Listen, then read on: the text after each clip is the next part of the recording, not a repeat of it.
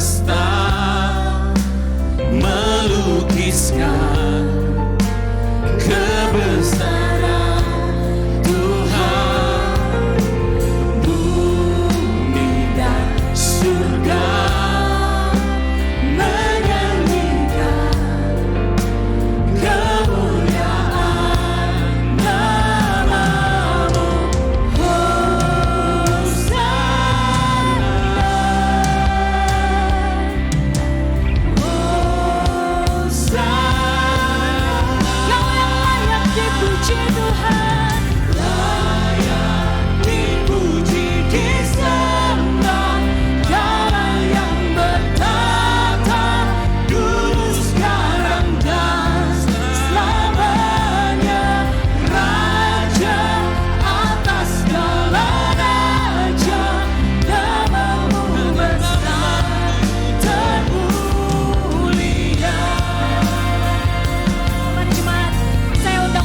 Berdiri, berikan penghormatan tertinggi untuk Raja Semesta Alam.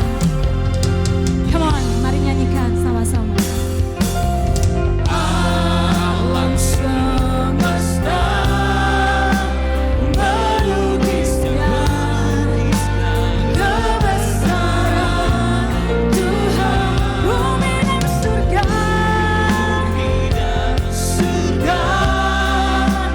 menyanyikan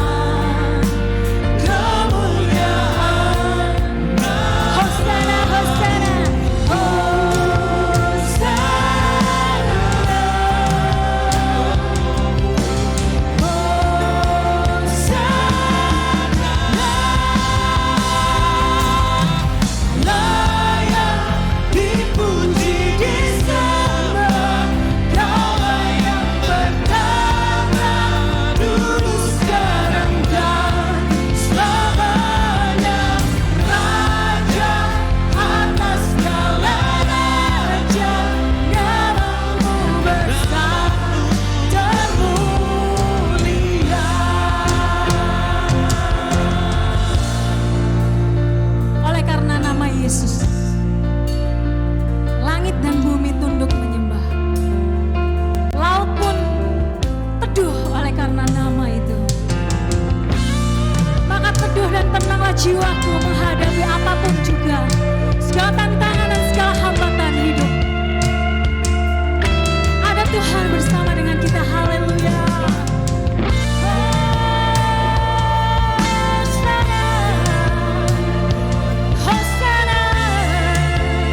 Raja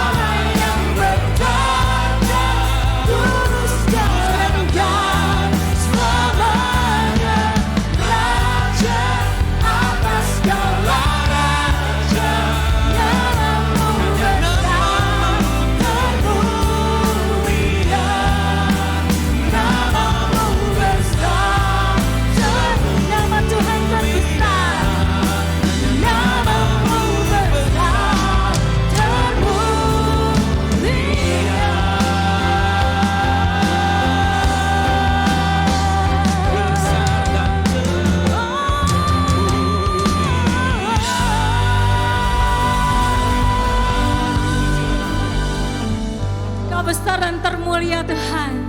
Maka sukacita kami penuh oleh karena Dia Allah yang setia. Mari sama-sama merayakan kesetiaan Tuhan dengan sukacita di tempat ini saat ini untuk memuji Tuhan. Come on!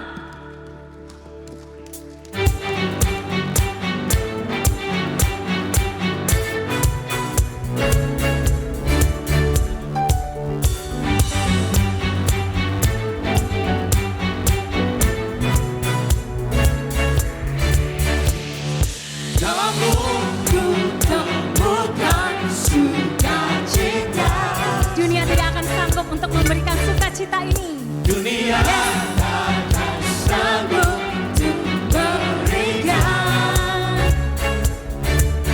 Segala bebanku digantikan, selamaku ada di dalammu. Sama-sama katakan sukacita. Yes, sukacita, pengharapan dan kehidupan.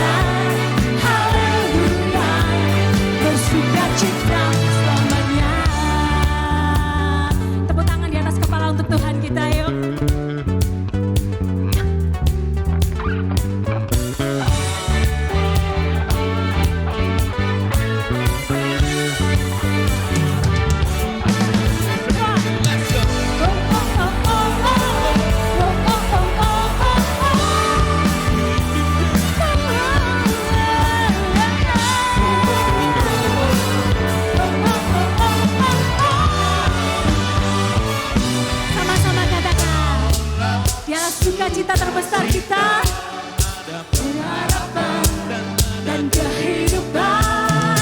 Kau berikan, haleluya, haleluya, haleluya. Kau dan sukacita, pengharapan dan kehidupan. Kau berikan kekuatan. Sorakan haleluya, haleluya.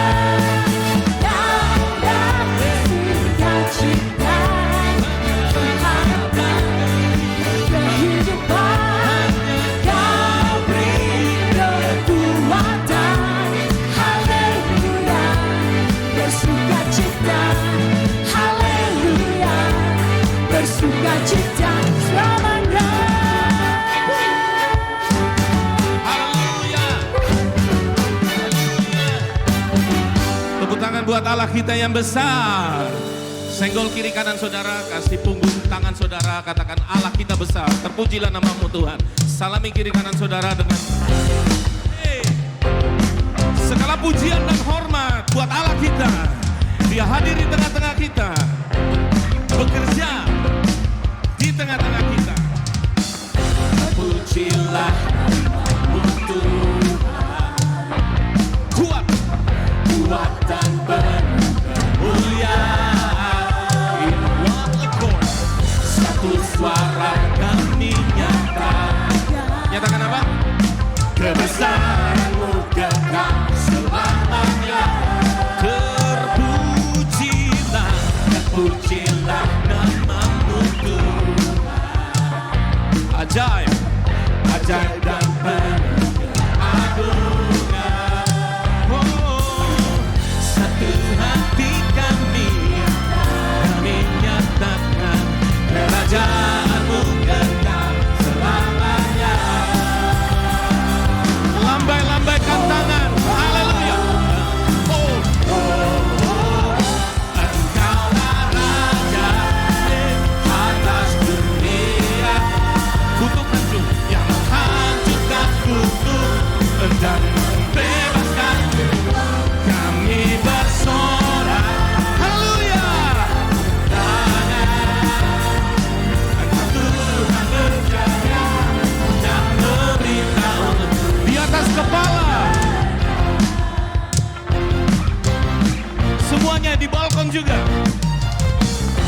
Terpujilah nama-Mu Tuhan. Kuat dan penuh kemuliaan. Amin, amin, amin. Satu suara kami nyatakan sama-sama. Kebesaran-Mu kekal selamanya.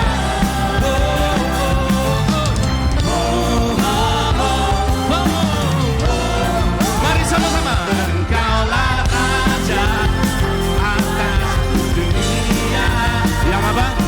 Yang menghancurkan hukum dan membebaskan jiwa.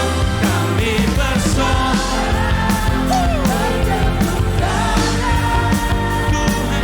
Tuhan berjaya. Semuanya. Engkaulah Raja. Tepuk tangannya gini. Amin. Dan menghancurkan musuh dan membebaskan jiwa. Engkaulah Raja atas dunia, yang menghancurkan kutuk dan membebaskan jiwa. Haleluya. Bersorak, bertepuk tangan. Engkau Tuhan berjaya. Sekali lagi, Engkau Raja. Engkaulah Raja atas dunia, yang menghancurkan musuh dan membebaskan jiwa. Kami bersorak. Haleluya. Pernah nggak merasa menjadi ibu yang gagal atau menjadi istri yang nggak sukacita? Saya pernah merasakan hal itu. Beberapa tahun yang lalu saya merasa ada yang salah dengan anak saya. Anak saya menjadi sosok yang pembangkang, suka marah, bahkan dia suka memukul temannya. Ibu saya adalah sosok yang dominan. Beliau menerapkan cara militer dalam mendidik kami anak-anaknya. Secara tidak langsung, hal itu berpengaruh pada saat saya menjadi seorang istri dan seorang ibu. Gaya parenting yang beliau terapkan itu juga saya terapkan saat saya mendidik anak saya. Saya memiliki standar khusus pada saat saya mendidik anak saya. Pada saat anak saya tidak bisa memenuhi standar yang saya tetapkan, saya menjadi ibu yang suka marah-marah. Kemudian pada saat saya juga mendapati bahwa suami saya pulang agak telat sedikit, saya menjadi istri yang gak suka cita. Saya pasang muka cemberut, dan juga saya ini suka mendebat suami. Pada saat dia punya pendapat A, karena saya ini dari kecil adalah sosok yang tidak bisa ngalah, saya mendebat dia. Dari saya mengerjakan PR dan kelas Mother West yang saya ikuti, saya mendapati kebenaran bahwa untuk menjadi ibu yang baik, ibu yang bijak dan istri yang berhikmat, itu hanyalah bersumber dari kebenaran firman Tuhan. Kemudian setelah saya ikut kelas Mother West, perubahan yang saya rasakan, saya mulai bisa menerima setiap kelebihan dan kekurangan anak saya. Pada saat saya menghadapi suami saya juga bisa memilih kata-kata yang tepat, memilih intonasi yang baik pada saat berkomunikasi dengan suami saya. Pada saat saya menghadapi mertua juga, saya juga bisa menerima berbagai pendapat yang tidak sesuai dengan saya. Setelah saya merasakan berkat yang saya dapatkan dengan ikut kelas Mother West ini, saya merasa bahwa berkat yang saya dapatkan ini tidak hanya untuk saya sendiri. Jika ibu-ibu merasakan ingin mendapatkan pembaharuan, transformasi seperti yang saya rasakan, ayo join dan bergabung dengan kelas Mother West. Tuhan Yesus memberkati.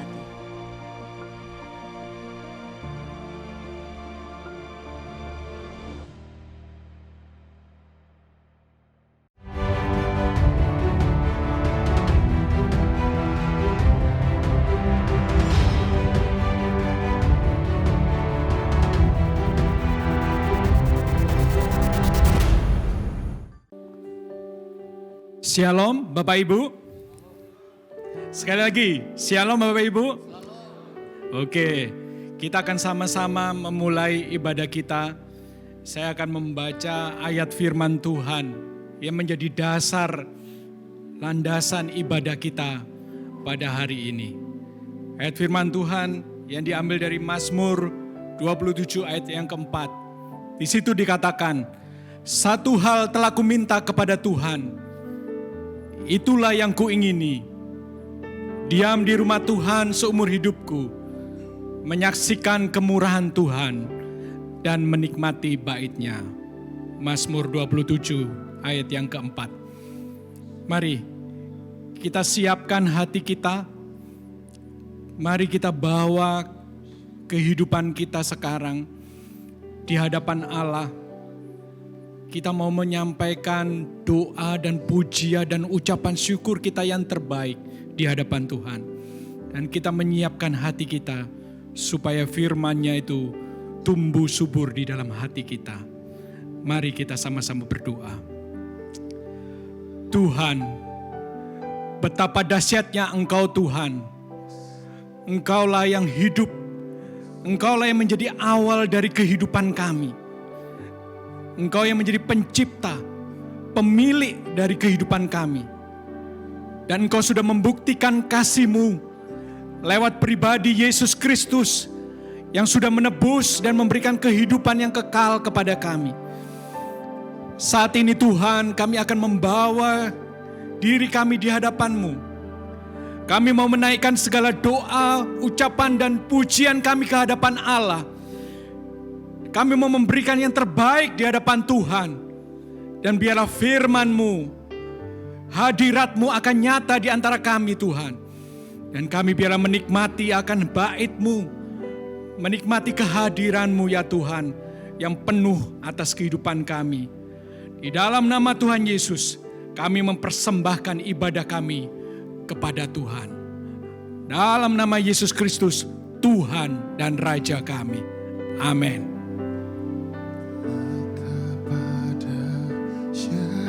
Engkau Tuhan, pencipta segala yang ada, dulu sekarang sampai selamanya. Hanya Engkau Tuhan, tak terselami pikiran-Mu, tak terukur panjang setia-Mu, dulu sekarang sampai selamanya. Hanya Engkau Tuhan, ku sembah Engkau Yesus. Hanya Engkau Allah di hidupku, tiada yang lain, hanya hanya Engkau Tuhan selamanya. Kau tetap Allah walau dunia semua bergoncang, tak tergoyahkan. Kau tetap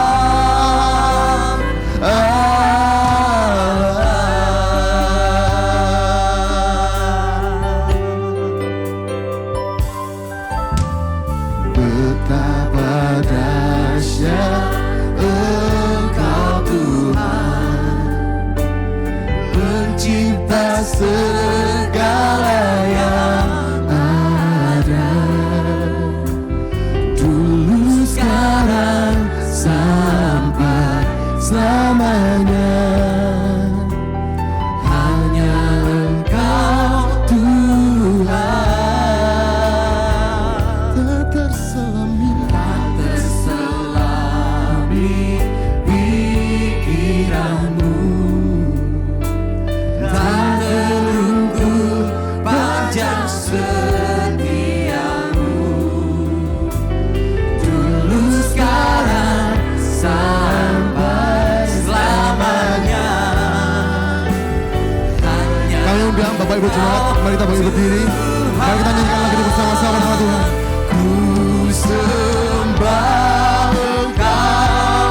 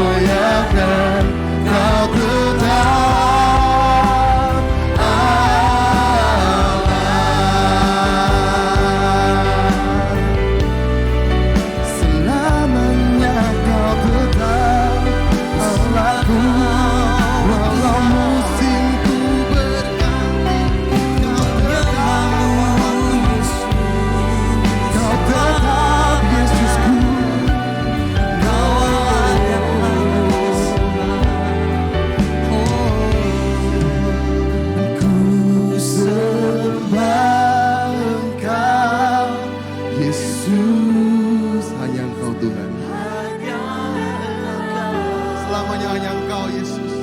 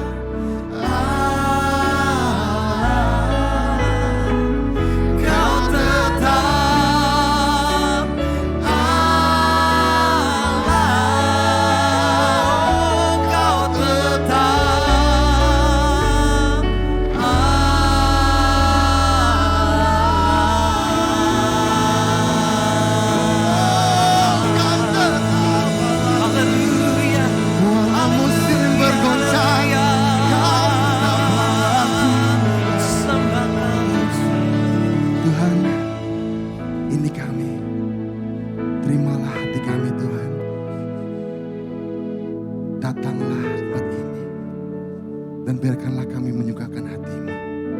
Hanya Engkau yang layak dipuji. Hanya Engkau yang layak disembah. Di dalam nama-Mu Yesus kami bersyukur. Amin. Berikan sorak-sorai buat Tuhan sekali lagi. Boleh angkat tangan siapa yang bersuka cita hari ini datang ke sini. Boleh ya kita tanggalkan semua beban ya di pundak-pundak. Mari kita sukacita, kita berikan suara kita yang terbaik buat Tuhan supaya Dia tahu hanya Dialah Tuhan kita. Amin. Hey.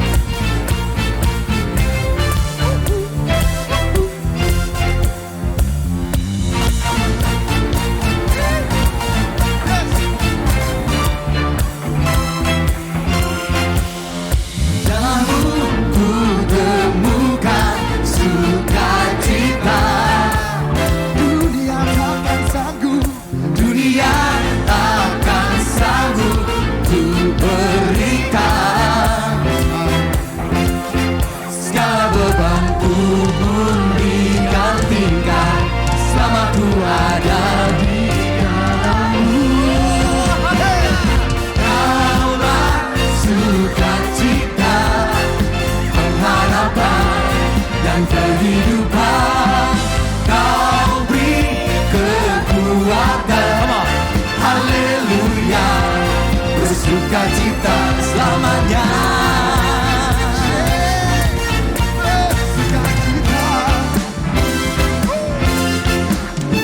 Kau ada mendampingi setiap langkahku,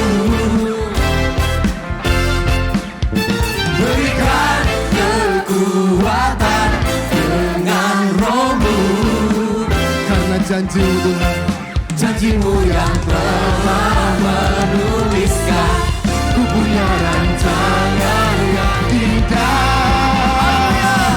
Kaulah sukacita, pengharapan dan kehidupan. Kau beri kekuatan, haleluya, haleluya. Oh, kaulah sukacita, pengharapan dan kehidupan.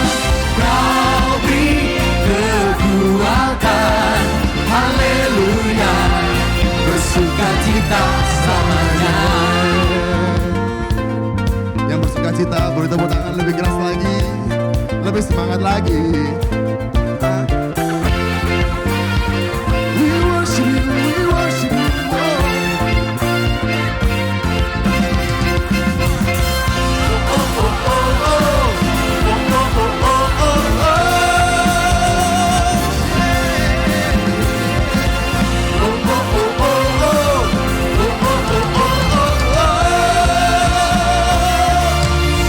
Kaulah sukacita, come on, pengharapan, kehidupan. Haleluya, semuanya. Kaulah sukacita, pengharapan dan kehidupan. Kau beri kekuatan, haleluya, haleluya. Oh, kaulah sukacita, pengharapan, amin, dan kehidupan. Kau beri kekuatan, haleluya, bersukacita, haleluya, bersukacita selamanya. Bersukacita. Bersama yang berkuasa. Sekali lagi berikan kemuliaan yang terbaik buat Tuhan kita yang dahsyat. Haleluya. Come on. Firman Tuhan katakan, bagi barang siapa yang berharap dan bersandar pada Dia, Dia akan melakukan perkara-perkara yang besar di dalam Dia. Amin. Hari ini Tuhan akan nyatakan kemenangannya di tengah-tengah kita. Perkara-perkara ajaib dinyatakan di tengah-tengah kita. Kita naikkan pujian dan penyembahan bagi Dia. Haleluya. Nyanyikan bersama. Tak terbayang, tak terbayang kebesaran-Mu dan tak terbanding kekuatan-Mu Tuhan. Kau megah bagiku segenap jiwa dan pengharapan. Ku serahkan untuk rencana-Mu Tuhan. Siapa? Kau Raja atasku. Hanya Kau,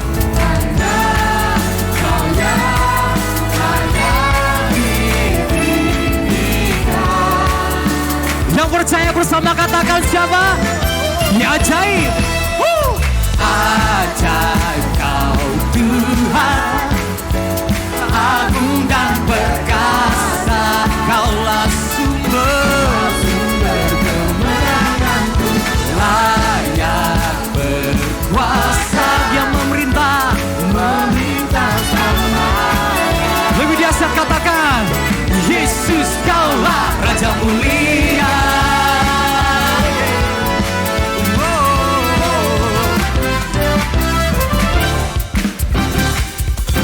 Tak terbayang kebesaran-Mu Tuhan. Come on. Tak terbayang kebesaran-Mu dan tak terbanding kekuatan-Mu Tuhan. Oh Raja atasku, segenap jiwa dan pengharapan telah ku serahkan untuk rencana-Mu Tuhan. Katakan, Kau Raja atas dunialah Raja. Hanya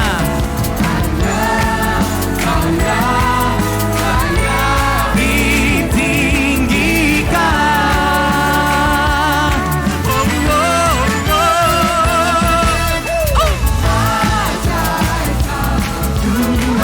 Engkau Tuhan aku perkasa, Kaulah sumber. Katakan layak berkuasa yang memerintah selamanya. Come on. Yesus Kaulah Raja mulia. FBC Butat bersama-sama atas kepala kita, tepuk tangan bagi dia. Yang di atas, come on.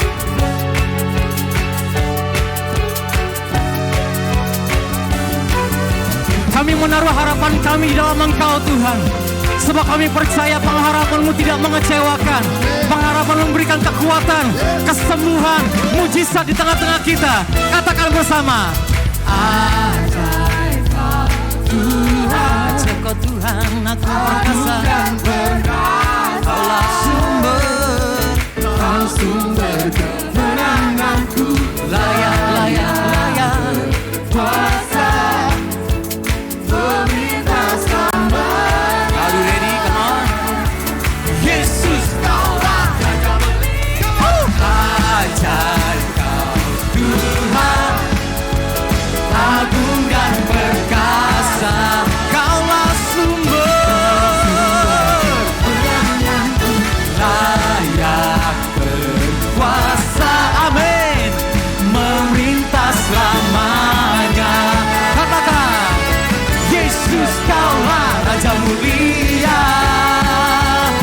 Siapa namanya lebih keras lagi, katakan Raja mulia.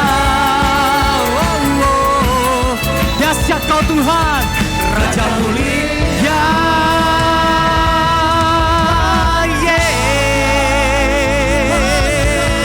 Kau layak terima segala pujian dan penyembahan kami Tuhan.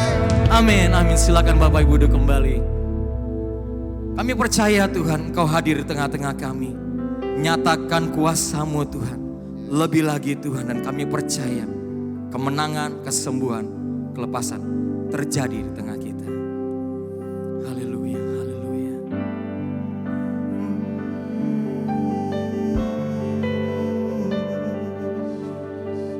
Oh, kami menyembah-Mu Tuhan. Kami menyembah-Mu Yesus. Engkau hadir tengah kami. Katakan bersama, ku menyembah. Ku menyembah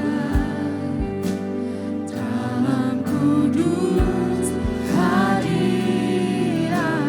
Dengan penuh keberanian kami kasih karunia-Mu. Kata kasih karunia-Mu kekuatannya di dalam Dia. Dia hadir di tengah kita. Kekuatanku dan hadirat-Mu, Yesus, nama yang berkuasa. Kaulah segalanya. Yakin Kau hadir, ku yakin Kau hadir di sini. Ku rasakan kuasa yang tak terbatas. Ku yakin Kau nyata di sini. Kemenangan terjadi. Sorak-sorai tepuk tangan buat Tuhan kita yang luar biasa. Berikan bagi Dia. Kau layak Tuhan untuk disembah. Ku sembah Kau Tuhan. Ku menyembah dalam kudus hadirat-Mu. Hampiri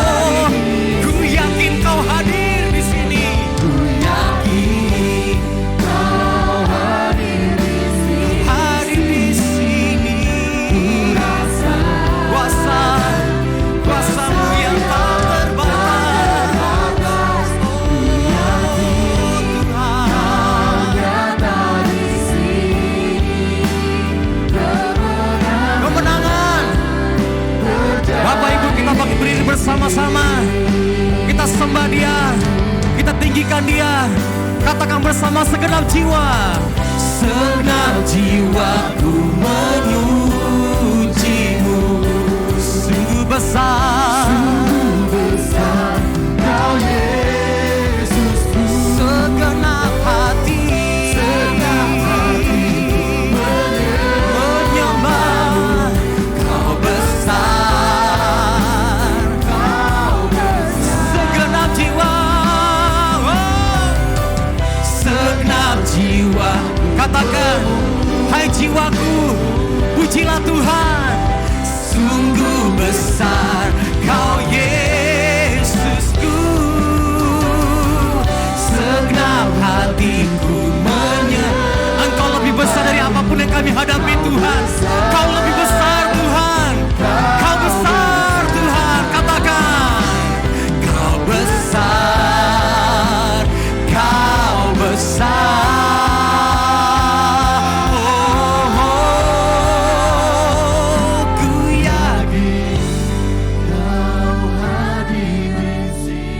Setiap hati dan tangan yang terangkat di hadapan-Mu, penuhi dengan kekuatan dan kuasa yang tidak terbatas di tengah-tengah kami. Yakin dan percaya.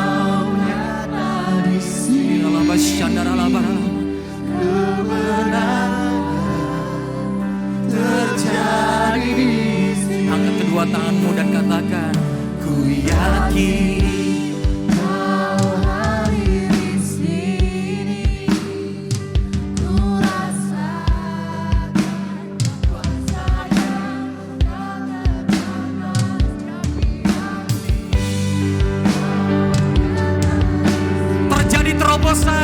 Terjadi kemenangan, ada kebangkitan iman di tengah-tengah kami Tuhan. Katakan bersama, ku yakin, Kau hadir di sini. Ku rasakan kuasa yang tak terbatas. Ku yakin Kau nyata di sini.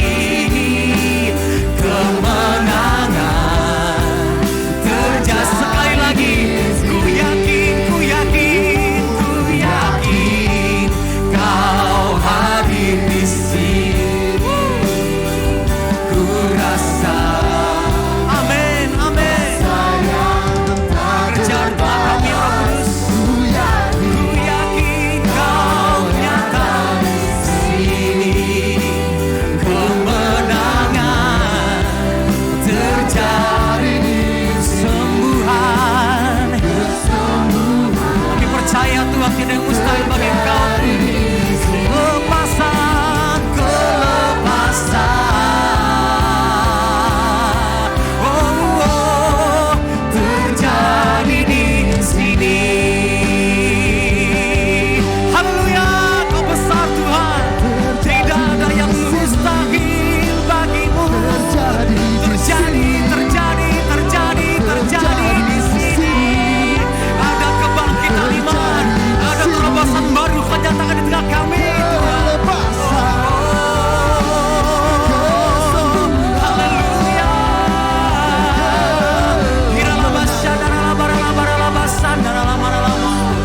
Haleluya, haleluya. Kami memuji dan menyembah Engkau Tuhan. Oh, praise the name. Oh, praise the name. Oh, praise the name of the Lord our God. Oh, praise His name forevermore. For endless days we will sing Your praise, oh Lord, oh Lord. Angkat kedua tanganmu dan kita sembah Dia. Katakan, oh praise.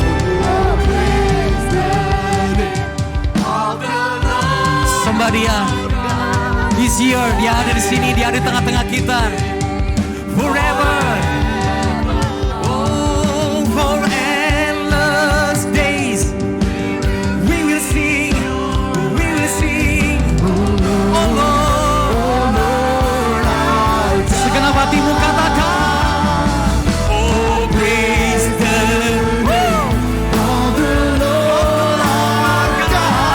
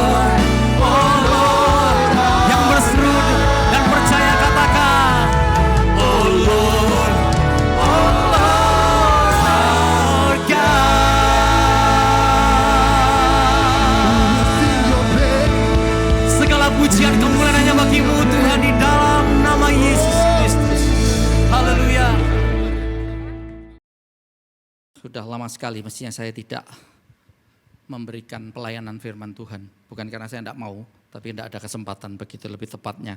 Dan oleh karena itu saya berterima kasih untuk Pak Andreas Raharjo dan juga untuk para tim pastor yang di sini yang mempercayakan pada siang hari ini, pagi hari ini juga untuk menyampaikan berkat firman Tuhan.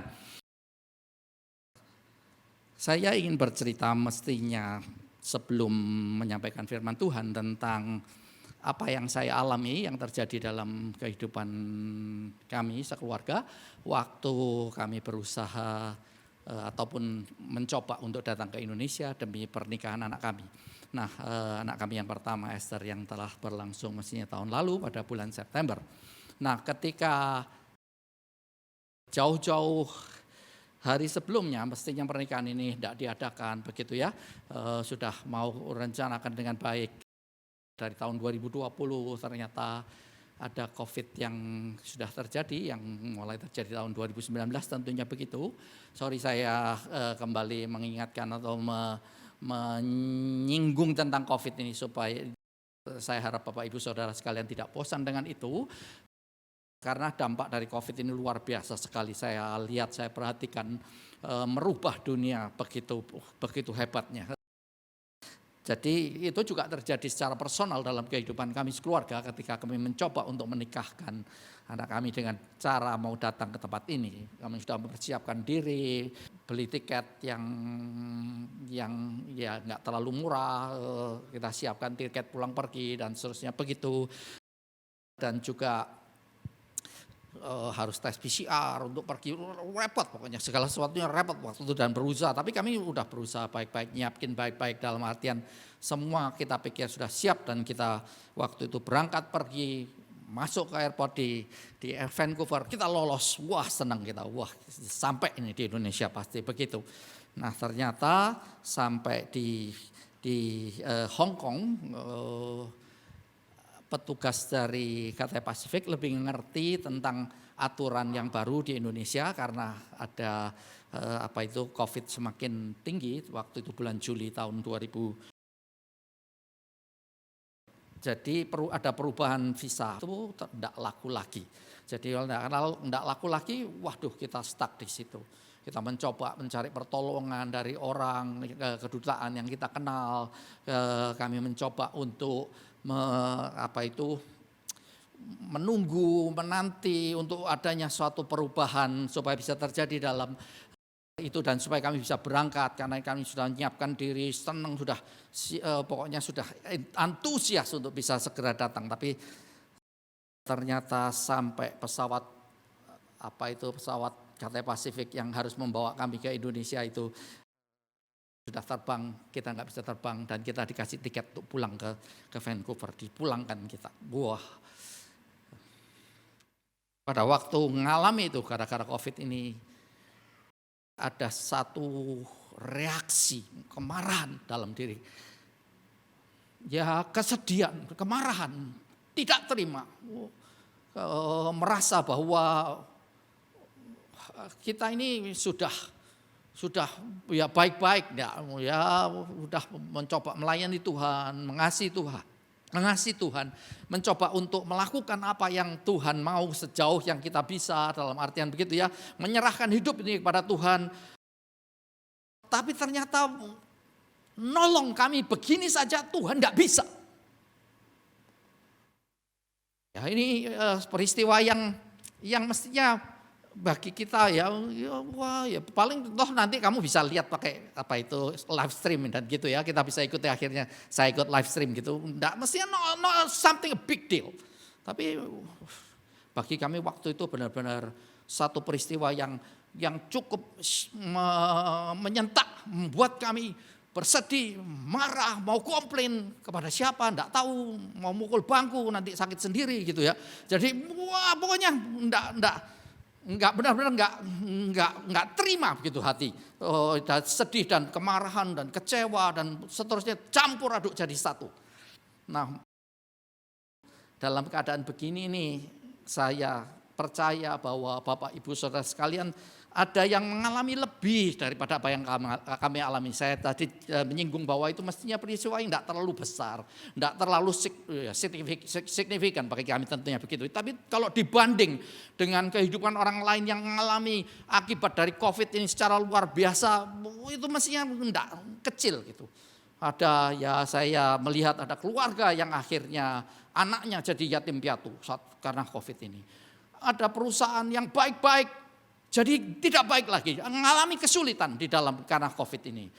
Karena adanya COVID ini, orang kehilangan pekerjaan yang tadinya bisa bekerja dengan baik, sekarang jadi menganggur, tidak bisa bahkan mencari uang yang cukup untuk membiayai keluarga saja tidak bisa kesampaian. Jadi luar biasa sekali apa yang kalau saya perhatikan keadaan COVID ini merubah keadaan di dalam dunia. Saya ingin menyampaikan firman Tuhan yang terkait dengan itu. Bagaimana kita mempunyai sikap yang benar, satu attitude, suatu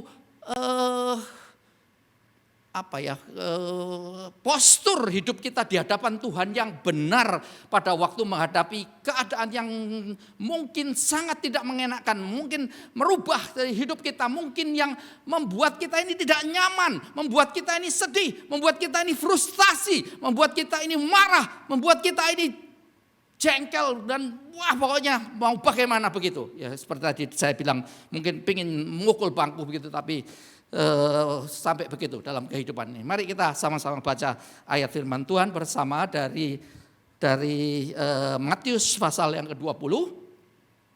Matius pasal yang ke-20 ayat yang pertama sampai dengan ke-16 yang judulnya adalah perumpamaan tentang orang-orang upahan di kebun anggur. Demikian bunyi firman Tuhan. Adapun hal kerajaan Allah sama seperti seorang tuan rumah yang pagi-pagi benar mencari pekerja-pekerja untuk kebun anggurnya. Ini sama dengan pekerjaan Tuhan di dalam dunia ini yang disebutkan ini sebagai diberikan contoh oleh Tuhan Yesus sebagai perumpamaan dalam hal ini. Yang dilihat bahwa dunia ini seperti kebun anggur dan kita semua adalah pekerja-pekerjanya. Setelah ia sepakat dengan pekerja-pekerja itu mengenai upah sedinar sehari, ia menyuruh ke kebun anggurnya. Perhatikan di sini bahwa ada kesepakatan di antara tuan ini dengan pekerja untuk dibayar 1 dinar. Pekerjanya sudah sepakat untuk dibayar 1 dinar. Ya nanti kita baca selanjutnya, nanti pada akhirnya dia menjadi marah karena apa yang dia sepakati itu ternyata tidak diyakini di dalam kehidupan, dalam apa yang dia lakukan selanjutnya. Mari kita teruskan pembacaannya. Kira-kira pukul 9 pagi ia keluar pula dan dilihatnya ada lagi orang-orang menganggur di pasar. Katanya kepada mereka, pergi jugalah kamu ke kebun anggurku dan apa yang pantas akan kuberikan kepadamu. Dan mereka pun pergi.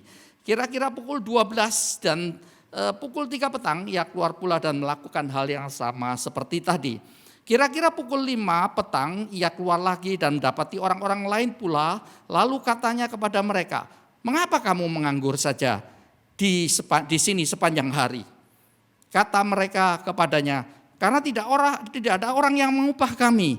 Katanya kepada mereka, pergi jugalah kamu ke kebun anggurku.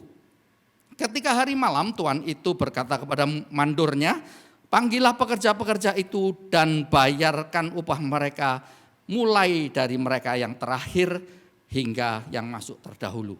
Yang dibayar yang terakhir duluan. Orang yang kerja sejam itu yang dibayar duluan.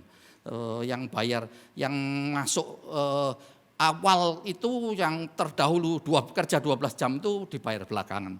Tujuannya nanti supaya dia ngamuk gitu ya. Enggak, bukan. Terus kita lanjutkan. Kemudian datanglah mereka yang masuk terdahulu, sangkanya akan mendapat lebih banyak, tetapi mereka pun menerima masing-masing 1 dinar seperti yang telah disepakati. Gitu ya, perhatikan ini penting di sini untuk kita mengetahui bahwa Ini sudah disepakati 1 dinar ini. Tapi dia sendiri yang nyepakati, orang yang bekerja dahulu yang nyepakati itu akhirnya jadi marah walaupun dia telah sepakat gitu. Ketika mereka menerimanya, mereka bersungut-sungut, ini komplainnya, ini kemarahannya. Katanya mereka yang masuk terakhir ini hanya bekerja 1 jam dan engkau menyamakan mereka dengan kami yang sehari suntuk bekerja berat dan menanggung bekerja berat dan menanggung panas terik matahari. Tetapi Tuhan itu menjawab seseorang dari mereka, saudara, aku tidak berlaku adil terhadap engkau, aku berlaku tidak adil terhadap engkau. Bukankah kita telah sepakat sedinar sehari, gitu ya? Dia menjawab tuannya ini defense dari tuannya. Ambillah bagianmu dan pergilah. Aku mau memberikan kepada orang-orang yang masuk terakhir ini sama kepadamu. Tidakkah kamu bebas mempergunakan milik? Tidakkah aku bebas mempergunakan milikku menurut kehendak hatiku? Atau iri hatikah engkau? Karena aku murah hati. Demikianlah orang yang terakhir akan menjadi yang terdahulu dan yang terdahulu akan menjadi yang terakhir. Cerita di dalam kebun anggur ini, kalau kita mencoba mencari pekerja di dalam untuk menjadi pegawai kita, begitu ya. Secara rasional, secara logika kita akan cari orang-orang yang baik tentunya lebih dulu. Benar kan ya? Jadi mestinya orang-orang yang kerja 12 jam ini paling pagi diterima, itu orang yang baik. Orang yang kuat, karena kerja di kebun anggur kan suatu kerjaan yang berat, harus mungkin membersihkan tanah, harus motongin carang-carang yang tidak berbuah dan seterusnya. Kerjaannya itu berat, pasti dia mencari orang yang mempunyai kemampuan, kekuatan, muda, tangguh, hebat, bisa begitu. Itu yang dicari, pasti mereka pasti akan yang di-hire yang pertama. Pasti mereka akan di-hire, akan lebih di-hire. Enggak apa-apa ya, saya ngomong sedikit campur-campur Inggris walaupun Inggrisnya juga nggak bisa mestinya. Mestinya akan segera di-hire orang-orang yang demikian tuh gampang untuk cari pekerjaan. Ini jadi orang-orang yang hebat, yang mungkin dipakai Tuhan juga di dalam kehidupan ini karena kekuatan mereka, kemampuan mereka, kebisaan mereka, bisa ini, bisa itu, bisa segala macam. Nah, yang 1 jam ini kan nggak laku mereka ya, sudah nunggu nganggur dari pagi sampai sore, jamnya mau selesai waktunya, mau bayaran, nggak diambil-ambil, nggak di-hire oleh orang, nggak segera dipekerjakan oleh orang, oleh tuan ini. Kenapa? Ya karena nggak laku, karena kurang baik mungkin, karena mungkin sudah nggak kuat. Tua kayak saya begini, loyo, udah nggak kerja kebun anggur saya nggak cocok, nggak ada orang yang mau milih saya untuk kerja di kebun anggur. Wah, kamu terlalu tua, kerja jadi pekerjaan yang lain aja nggak bisa terima, apalagi pekerjaan kebun anggur. Jadi ini orang-orang yang mestinya kurang hebat, kurang bisa, kurang cakap, kurang kuat, kurang lemah. Tapi di dalam cerita ini terus ditwisted, ditukar, diputar balik, dikontraskan. Orang yang kuat, yang hebat, yang bisa ini dibayar murah. Ya, walaupun 1 dinar, tapi kalau hitungan jam, jadi 1 dinar itu masih dibagi 12 jam. Cuman 1/12 dinar dia menerimanya. Sedangkan orang yang 1 jam kerja, yang mestinya mungkin lebih nggak becus, nggak bisa, nggak kurang hebat, kurang kuat, dan seterusnya dibayar lebih banyak, dibayar $1, dibayar 1 dinar. Tentu hal ini menimbulkan ketidakpuasan dari orang-orang yang bekerja lebih keras, lebih lama, lebih setia, lebih konsisten, lebih menghasilkan, lebih berbuah dalam tanda kutip. Kalau dalam kerajaan Tuhan begitu, lebih bisa, lebih tentu ini sesuatu yang tidak fair karena upahnya itu sama, cuma 1 dinar. Kalau dihitung secara rasional justru lebih murah, lebih sedikit. Nah, ini twisted dalam kehidupan itu antara merit based dengan grace based atau graciousness of God, kemurahan hati Tuhan. Di dalam kerajaan Allah itu tidak ada merit based. Tidak dikenal yang namanya karena upaya dan usaha kita, maka kita ini dihargai dan diterima dan dibayar sesuai dengan apa yang kita lakukan. Dalam artian begini, pada waktu kita diselamatkan oleh Tuhan, kita ini mendapatkannya karena anugerahnya, kebaikannya, kemurahannya. Dan itu gampang sekali untuk kita terima. Karena kenapa? Karena memang untuk mencapai keselamatan itu, kita diselamatkan dari kematian untuk hidup kekal, itu sesuatu yang tidak bisa kita lakukan sendiri. Kita nggak mampu, nggak bisa. Oleh karenanya kalau kita ditawari, oleh karena kebaikan, kemurahan Tuhan, kematian Yesus Kristus di atas kayu salib, kita dikasih free, kita dikasih walaupun kita unmerited. Kita ini grace itu kalau didefinisikan biasanya unmerited favor gitu ya. Dalam artian kita ini tidak layak, tidak bisa, tidak mampu, mustahil untuk bisa mencapai itu. Dan kalau kita itu menerima keselamatan karena tidak bisa kita jangkau, gampang bagi kita untuk menerimanya. Ya kalau kita orang Kristen kan begitu ya, pada akhirnya kita kalau agama lain mereka masih berusaha begitu-begitu, kita orang Kristen dengan senang hati menerima anugerah. Tapi dalam kehidupan sehari-hari kita, sulit bagi kita ini untuk menerima anugerah. Karena hidup kita yang terbiasa dengan merit base, dengan usaha ini. Jadi kalau kita hidup dalam kerajaan Allah, kita sudah diselamatkan, kita tinggal percaya di dalam bentuk kepercayaan kita di dalam kerajaan Allah ini, kita ini masih hitung-hitungan sama Tuhan, seringkali begitu. Kita ini masih berpikir, kalau aku ini rajin berdoa, kalau aku ini setia melayani, kalau aku ini setia memberi perpuluhan, lebih banyak dari orang, maka apa yang aku dapatkan juga harus sama dengan yang aku berikan. Dengan apa yang aku lakukan, dengan apa yang aku upayakan. Dalam kehidupan kita itu, kita train by that. Kita ini terlatih, terbiasa dengan keadaan seperti itu. Tidak biasa kita ini hidup dalam anugerah kemurahan Tuhan. Jadi oleh karenanya kalau kita berusaha, kita melakukan hal yang terbaik, terus kemudian yang kita dapati setelah itu, ada orang yang lain yang lebih baik dari kita. Orang lain yang dihargai lebih baik dari kita. Orang lain yang dapat upah lebih besar dari kita. Kelihatannya seperti itu. Gampangnya begini ngomongnya ya. Saya ini sudah berdoa sungguh-sungguh. Saya ini sudah melayani sungguh-sungguh. Saya ini sudah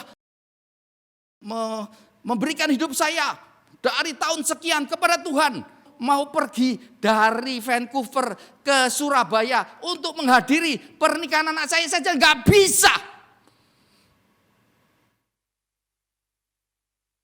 Kita jadi marah karena kita terbiasa dengan merit base.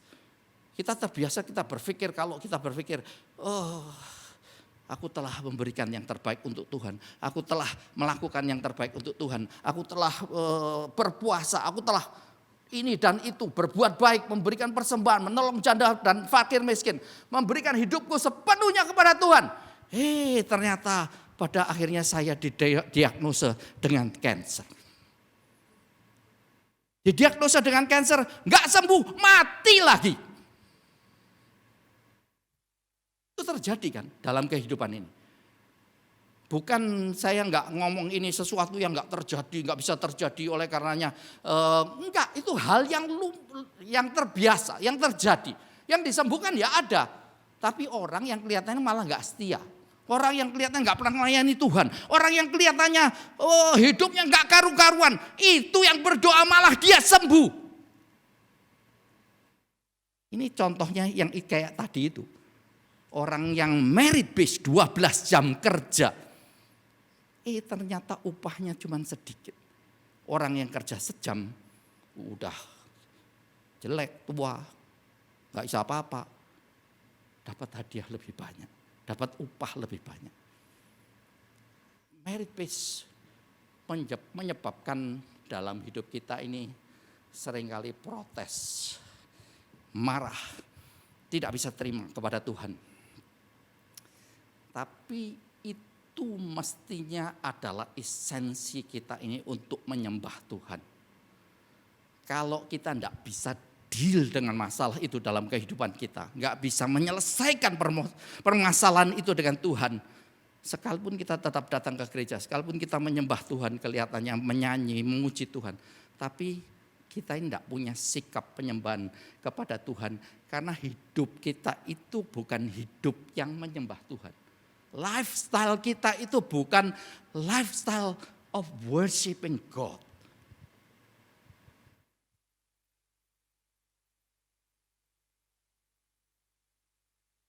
Jadi kalau kita perhatikan karena hal ini, karena ketidakpuasan dari sang pekerja yang kerja 12 jam ini, akhirnya sang tuan itu memberikan jawaban kepada atas ketidakpuasan dan komplain daripada para pekerja yang kerjanya sudah lama dan dia hebat, dipakai Tuhan dalam artian begitu ya, karena menghasilkan sudah lebih baik, kerjanya lebih keras, mungkin kebun anggurnya lebih bagus, lebih bersih, lebih bisa menghasilkan buah pada akhirnya nantinya, semuanya luar biasa. Jadi begitu. Nah, tuannya ini menjawab kepada orang yang sudah melakukan hal yang begini demikian. Pada waktu kamu datang untuk aku terima sebagai pegawai, sebagai orang yang bekerja di kebun anggur, kita ini sudah sepakat. Kata sepakat itu merupakan hal yang penting bagi kita pada waktu kita terima Tuhan Yesus sebagai juru selamat kita. Pada waktu kita menerima Yesus sebagai Tuhan kita, kita sepakat dengan Tuhan. Pada waktu kita diselamatkan, artinya kita ini sepakat masuk perjanjian dengan Tuhan, yang tentunya masuk di dalam keselamatan itu, dan kita masuk dalam perjanjian dengan Tuhan. Apa yang selanjutnya kita upayakan dalam hidup ini? Apa yang selanjutnya kita lakukan untuk Tuhan itu kita sudah sepakat, sudah termasuk di dalam paket keselamatan itu. Paket keselamatan itu sudah inklusif, nggak terbagi lagi. Kita sudah diselamatkan. Kalau aku melakukan ini untuk Tuhan, kalau aku berbuat ini demi Tuhan, untuk pelayanan, untuk kebaikan orang, maka akhirnya ada reward yang lain yang ditambahkan. Tidak, kita sudah sepakat sama Tuhan.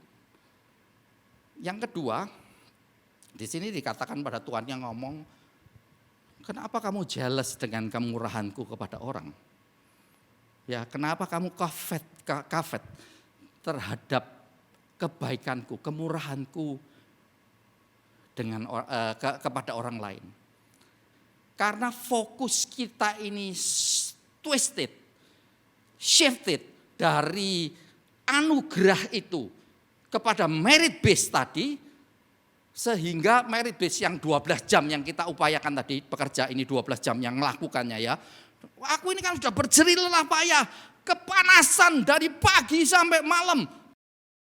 Tapi kok enggak kamu hargai? Kok enggak kamu upai? Kok enggak kamu bayar sesuai dengan hal itu? Mereka menuntut jadi the fairness of God. Tuhan seharusnya fair terhadap masalah itu. Tuhan bilang enggak, aku gracious. Aku bermurah hati. Murah hati artinya di dalam, sekali lagi, di dalam kebaikan dan kemurahan Tuhan itu Dia memberikan keselamatan yang sama kepada kita dan kepada orang yang lebih baik dari kita. Kita ini diselamatkan oleh karena kemurahan, kebaikan Tuhan. Jadi oleh karena kalau kita tambahi di dalamnya, aku lakukan kebaikan, aku lakukan perbuatan yang murah hati, melakukan sesuatu bagi Tuhan. Jadi Tuhan harus menambahin apa? Harus kasih bonus di dalam kehidupan kita. No, di dalam salvation semua sudah inklusif.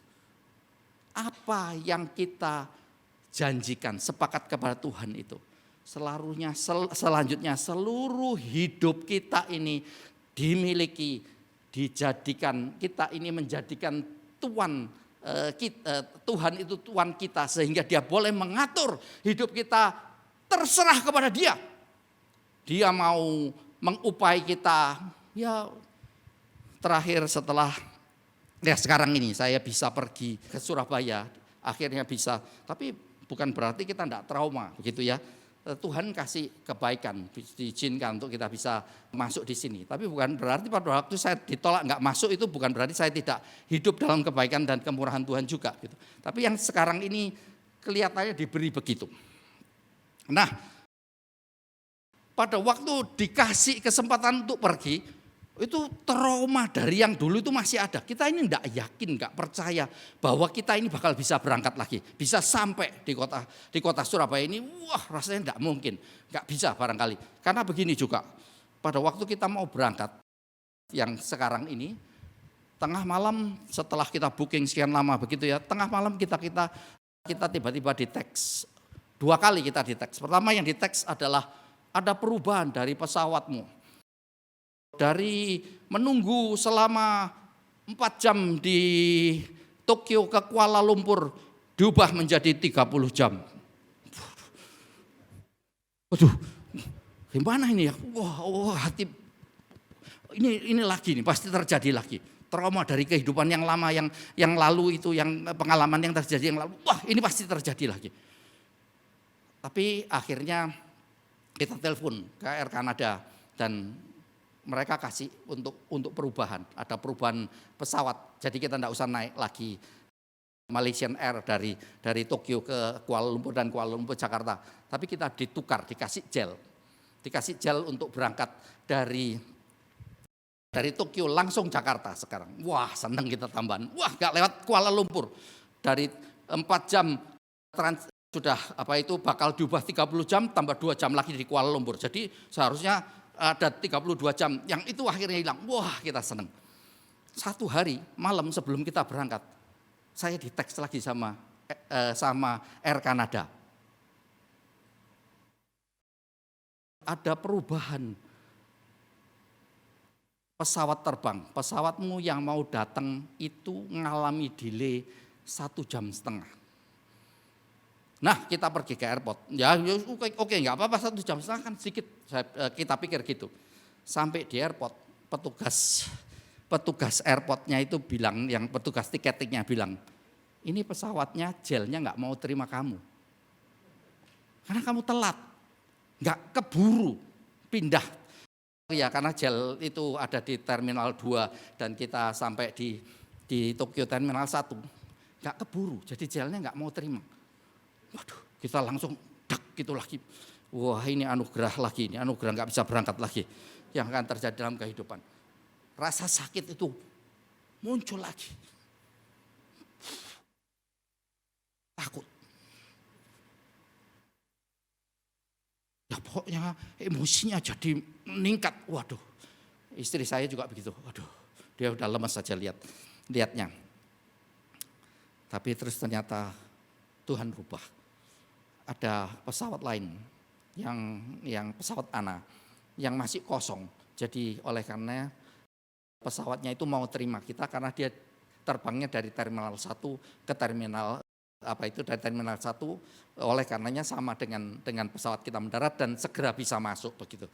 Jadi seharusnya kita yang delay lebih lama jadi lebih singkat dan akhirnya kita bisa berangkat. Kemurahan Tuhan kadang-kadang kita tidak bisa berangkat. Tapi kadang-kadang bisa berangkat juga. Tidak bergantung dari itu. Karena semuanya itu sudah ada dalam paket keselamatan dalam hidup kita ini. Sudah diberikan di dalam kehidupan kita, apapun itu, baik atau tidak baik. Itu adalah pemberian Tuhan kepada kita. Kita harus belajar menerimanya. Kita tidak perlu lagi berfokuskan kepada 12 jam yang dihargai dengan 1 dinar itu tadi. Fokus kita itu harus kepada tetap 1 dinarnya. Artinya berfokuskan kepada salvation-nya itu yang sudah kita sepakati dengan Tuhan. Jadi kalau yang lain-lainnya itu tidak terjadi, 12 jam yang kita lakukan itu diperlakukan sama dengan orang yang kerja 1 jam, terima saja. Karena tuannya itu ngomong begitu. Yang ketiga, karena apa orang bisa terjadi akhirnya itu dia mempunyai sikap yang tidak bisa menerima ataupun hidup dalam merit base, karena dia comparing dengan orang lain. Nah ini tadi makanya sengaja yang tuannya itu manggil yang terakhir itu untuk dibayar duluan supaya lihat. Nah kita itu kadang diizinkan oleh Tuhan itu untuk lihat kebaikan Tuhan, kemurahan Tuhan kepada orang lain. Kepada orang lain, dia lebih sukses dari saya, dia lebih baik dari saya. Ya Pak Andreas tadi bilang pabriknya ada 5, walaupun dia itu orangnya nggak terlalu benar, nggak terlalu pinter, nggak terlalu gini, tapi dia terus saja. Wah, kalau aku pabriknya tetap 1 aja, nggak berubah-berubah. Padahal aku lebih baik, padahal aku lebih sungguh-sungguh kepada Tuhan, padahal aku mestinya lebih pinter dari dia. Tapi hasilnya itu tidak sama. Tapi kalau pada saat orang itu mulai comparing himself, 12 jamnya ini mulai dia lihat orang yang 1 jam saja gitu ya. Karena dia kerja cuma 1 jam. Orang dia mulai lihat, loh dibayar segitu, kerja cuma 1 jam tapi dibayar sebegitu. Saya yang kerja 12 jam mati-matian, loh dapatnya cuma ini. Comparing yourself to others. Dalam itu menimbulkan sikap yang merit based dan itu against the graciousness of God, kemurahan Tuhan. Kalau kita hidup dalam keadaan yang demikian, itu saya sebut kehidupan kita ini kalau sudah berdasarkan kepada merit based, maka kita ini hidup dalam sifat pemberontakan melawan Tuhan. Kita protes secara tidak sadar, kita komplain, kita marah kepada Tuhan karena itu tadi, karena kita ini fokus kita ini kepada sesuatu yang keliru, yang artinya dalam kehidupan kita itu kita ini memberontak kepada Tuhan, kita nggak terima kepada Tuhan, kita nggak mau apa yang Tuhan perlakukan dalam kehidupan kita. Nah dalam pemberontakan sikap kita yang demikian itu, kalau kita tidak bisa menerima seperti pekerja yang kerja 12 jam ini yang terdahulu, maka hidup kita ini disebutkan yang terdahulu akan menjadi yang terkemudian. Sikap memberontak itu menyebabkan kita ketinggalan di dalam kerajaan Tuhan. Yang tadinya kita ini mestinya the first class, the first yang antara pokoknya yang masuk terdahulu. Dan kita seharusnya harus tetap terdahulu. Kalau sikap kita ini benar, kalau kita ini bisa menerima perlakuan. Kalau seandainya, kalau saya ngomongnya, kalau seandainya perumpamaan ini, orang yang kerja 12 jam itu tidak protes, tidak memberontak kepada Tuhan. Dia tetap bersyukur terhadap perlakuan apa yang dia dapatkan upah dalam 1 dinar itu. Dia fokusnya tetap di sana, maka hidupnya dia itu tidak akan menjadi yang terkemudian. Dia akan selalu terdahulu di dalam kerajaan Allah.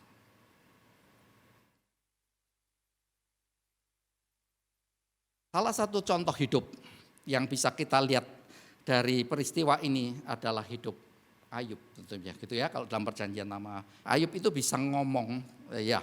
Waktu itu kita sempat ngobrol-ngobrol sama Pak Andreas, dan Pak Andreas ngomong rencana mau bikin recital concert gitu yang sifatnya begitu, tentang Tuhan yang memberi, Tuhan yang mengambil. Terpujilah nama Tuhan. Sikap worship yang luar biasa, sikap yang tidak memberontak terhadap, ya mungkin eksposisinya sedikit berbeda dengan apa yang disampaikan oleh Bu Lydia, dalam artian ini gradual begitu. Tapi yang terakhir itu dia ngomong, pokoknya ada istilah yang dia pakai, Tuhan yang memberi, Tuhan yang mengambil, terpujilah nama Tuhan. Artinya yang lain itu tidak ada artinya bagi dia. Ini kerjaan seumur hidup loh yang dia kumpulkan oleh Ayub. Ini anak-anaknya yang dia doakan tiap hari untuk diselamatkan, untuk jauh dari mara bahaya. Itu yang begitu. Ini kesehatannya dia yang tiba-tiba berubah dari yang orang yang sehat walafiat kena sakit borok yang luar biasa. Nah, dalam keadaan yang demikian itu Ayub bisa berkata, Tuhan yang mengambil, Tuhan yang memberi, Tuhan yang mengambil, terpujilah nama Tuhan. Jadi kalau seandainya orang yang kerja 12 jam itu bisa bersikap seperti Ayub, maka dia akan tetap berada yang terdahulu. Dia akan tetap ada di first class, akan selalu ada yang terdepan, ada yang di depan di dalam kerajaan Allah, dan tidak berubah kedudukannya. Demikian juga dengan Rasul Paulus. Kalau kita perhatikan, kita baca ya ayat terakhir dari 2 Korintus. Kita lihat Rasul Paulus sebentar, ayat yang ke-9 sampai dengan yang ke-10. Rasul Paulus setelah dia ngomong tentang kehebatannya dia, karena dia diangkat ke Firdaus dan kemudian dia mendapatkan revelation yang luar biasa, dan juga hasil yang dia lakukan, maka dia ngomong juga, dia bersaksi bahwa dia punya penderitaan, satu hal yang dia doakan, duri dalam daging yang dia doakan untuk segera bisa hilang, tapi ternyata itu enggak hilang. Dia berdoa sungguh-sungguh minta kepada Tuhan sampai 3 kali dia ngomong gitu, Tuhan bilang, akhirnya Tuhan ngomong begini dengan dia. Tetapi jawab Tuhan kepadaku, cukuplah kasih karuniaku bagimu.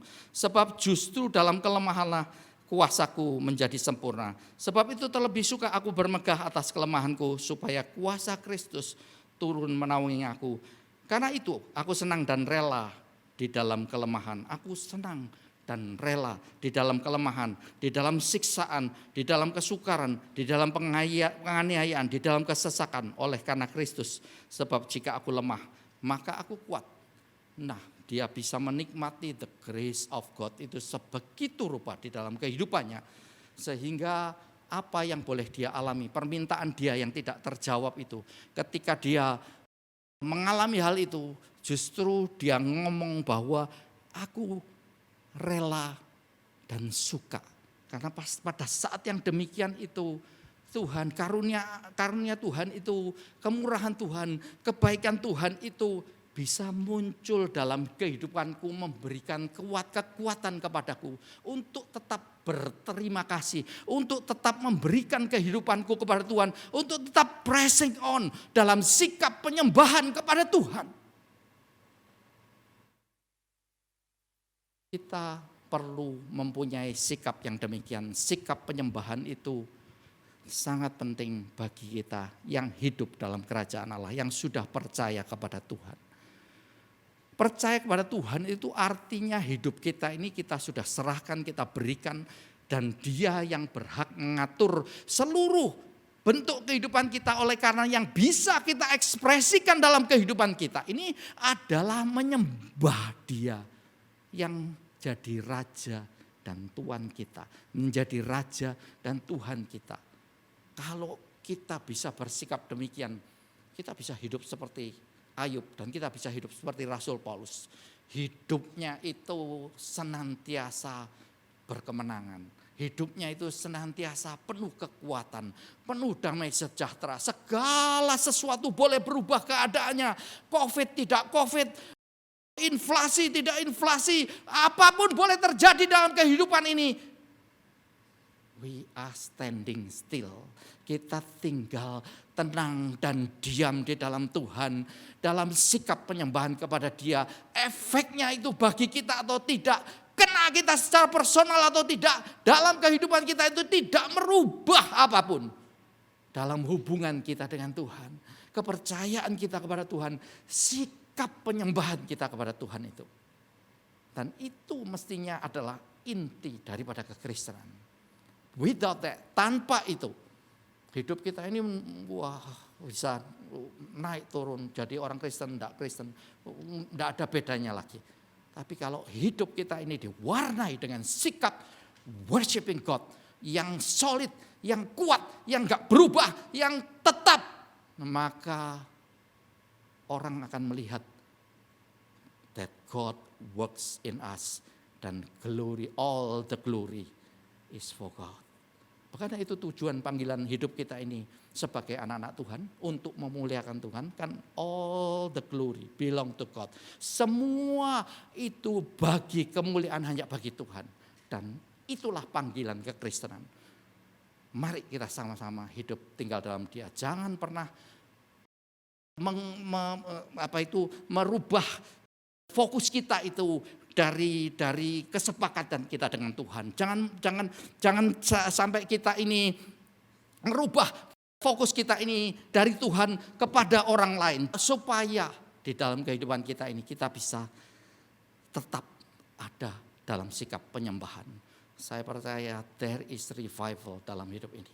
Itulah suatu bangunan rohani yang luar biasa yang membawa kita lebih dekat kepada Tuhan, dan hidup kita dipakai untuk kemuliaan Tuhan. Puji nama Tuhan. Mari kita sama-sama berdoa. Tuhan, terima kasih hari ini kami kembali menyerahkan kehidupan kami ke dalam tangan-Mu. Kalau kami sempat tidak terima, tidak puas terhadap your dealing dalam hidup ini ya Tuhan, karena kami berhitung di hadapan-Mu. Kami menganggap diri kami telah melakukan ini dan itu. Kami telah bersikap ini dan itu. Kami telah sungguh-sungguh di dalam Engkau. Kami telah memberi ini dan itu. Tuhan, biarlah kami sekarang mau memfokuskan hidup kami, pandangan kami sepenuhnya terhadap kemurahan-Mu sendiri ya Tuhan. Sehingga kami selalu hidup di dalam penyembahan kepada-Mu. Engkaulah Tuhan kami. Memiliki kami, segala yang ada dalam hidup kami ini milik-Mu ya Tuhan. Oleh karenanya Engkau yang mengaturnya dan Engkau yang mengarahkannya, dan kami hanya menerimanya dan memuliakannya bagi nama-Mu sendiri. Dalam nama Tuhan Yesus kami berdoa.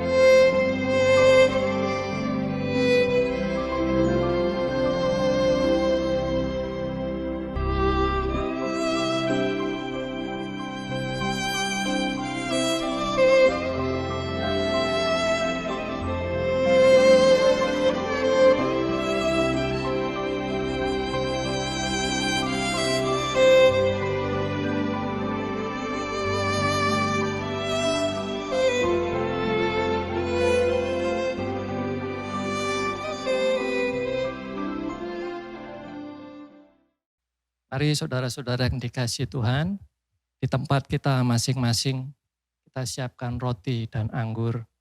Kita akan bersatu di dalam perjamuan kudus. Mari kita mengoreksi diri kita masing-masing sebelum kita bersama-sama ambil bagian di dalamnya. Mari bersama-sama kita angkat roti ini di atas. Apa yang kuteruskan kepadamu telah aku terima dari Tuhan, yaitu bahwa Tuhan Yesus pada waktu malam sebelum diserahkan mengambil roti dan sesudah itu mengucap syukur atasnya, ia memecah-mecahkannya dan berkata, inilah tubuhku yang diserahkan bagi kamu, perbuatlah ini menjadi peringatan akan aku. Mari dengan penuh ucapan syukur dan percaya kita makan roti di dalam nama Tuhan Yesus Kristus.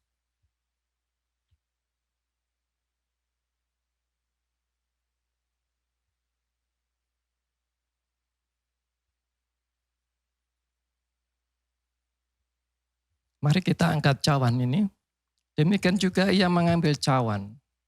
Sesudah makan lalu berkata, cawan ini adalah cawan perjanjian baru yang dimeteraikan oleh darahku.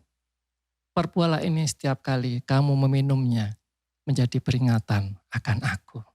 Hanya darah Kristus yang sanggup menghapuskan semua dosa kita. Dan apa yang sedang kita kerjakan ini, kita sedang mewartakan kematian Kristus sampai dia datang kedua kali. Itulah pengharapan bagi setiap kita masing-masing. Mari kita minum dengan penuh ucapan syukur dan percaya di dalam nama Tuhan Yesus Kristus.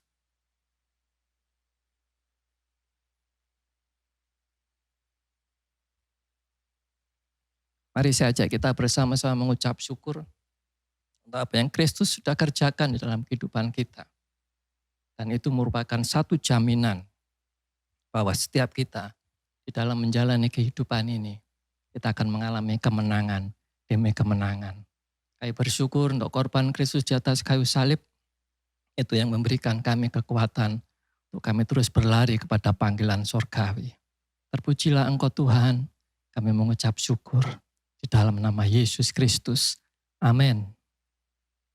Yakin kau hadir di sini, kuasa yang tak terbatas, kemenangan, oh, ku yakin kau hadir di sini.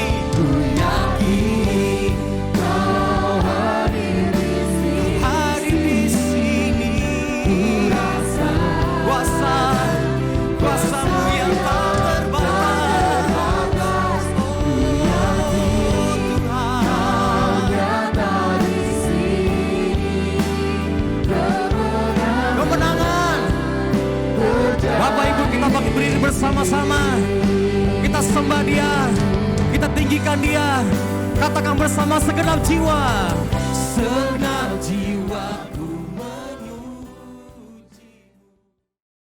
Sekali lagi kami bersyukur Tuhan karena Engkau Allah yang baik dalam situasi apapun yang kami alami, baik itu tidak baik ataupun baik, suka dan duka. Kami tahu satu hal, Engkau Allah yang tidak pernah meninggalkan kami. Oleh sebabnya apapun yang terjadi kami mau belajar untuk bersyukur, tetap memuji, menyembah Engkau karena Engkau Allah yang setia Tuhan dalam kehidupan kami. Terima kasih Tuhan Yesus, terpujilah namamu. Jemaat dan dikasih Tuhan, sekarang pulanglah dengan sukacita, dengan keyakinan iman bahwa Tuhan tidak pernah meninggalkan engkau. Apapun yang engkau alami, tetap percaya, tetap fokus kepada Tuhan. Bahwa Dia Allah yang sanggup menyelamatkan kita, Dia Allah yang sanggup mendengar doa-doa kita. Kiranya kasih karunia dari Allah Bapa boleh berlimpah-limpah dalam hidupmu. Cinta kasih Tuhan Yesus engkau alami setiap hari.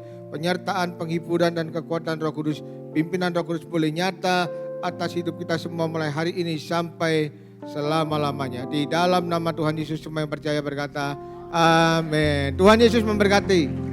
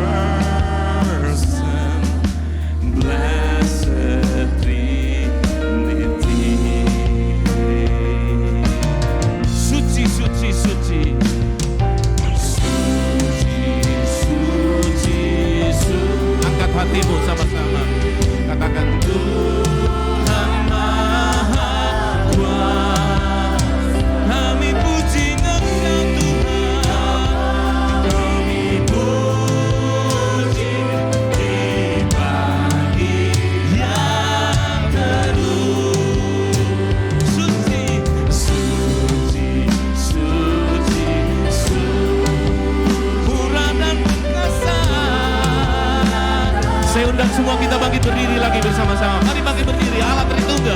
Ada semua? Let's do. Haleluya. Agung nama, segala pujian bagimu. Senang dapat muliakanmu. Surga bumi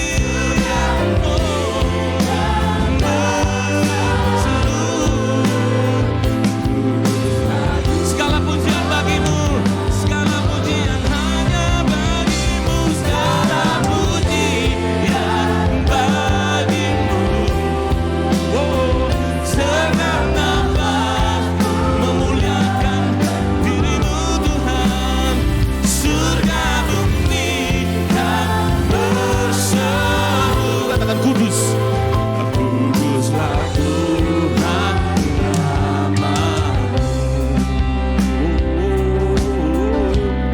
Suci, suci, suci, suci, kaum kudus tersungkur, kaum kudus tersungkur di depan tatamu, di depan tatamu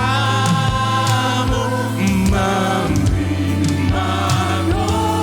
Mari jemaat MDC dengan semua malaikat dan segenap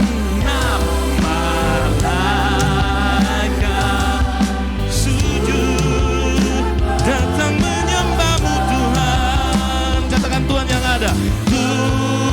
Tuhan yang ada. Saya mengundang semua kita mengangkat tangan kita menyembah Dia. Segala